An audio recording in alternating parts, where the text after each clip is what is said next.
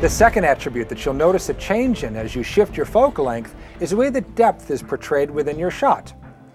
When you work on the short end of the lens, distance and depth in your shot is greatly exaggerated, so the distance between subjects and objects in your frame appear much bigger than they may actually be in real life. Let's take a look at an example of how a short focal length can affect the depth of a shot. Well, right now, my camera lens is set to a 7.7 millimeter lens, essentially the shortest possible lens. And let's see what happens when we have Mike put his hand up in front of the lens. You'll notice how exaggerated the depth in the distances between his hand and his head. As a matter of fact, his hand looks massive compared to his head, very unproportionate compared to real life.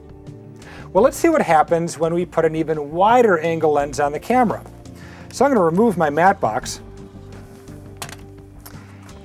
and put on this lens attachment, which is going to give me an even wider angle, roughly the equivalent of a 5.5 millimeter lens. Okay, Mike, so go ahead and do the same thing now. Okay, go ahead and move a little closer. All right.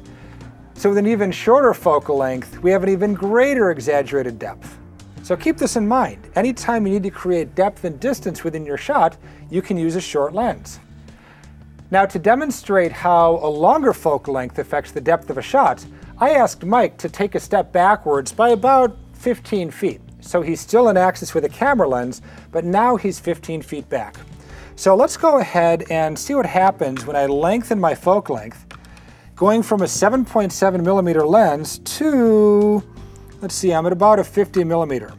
Now, if you notice, this is roughly the same frame size that we had before with our previous demonstration. So Mike has a comparable frame, but notice what happens now as he puts his hand up. Aha! Now we don't have that exaggerated depth anymore.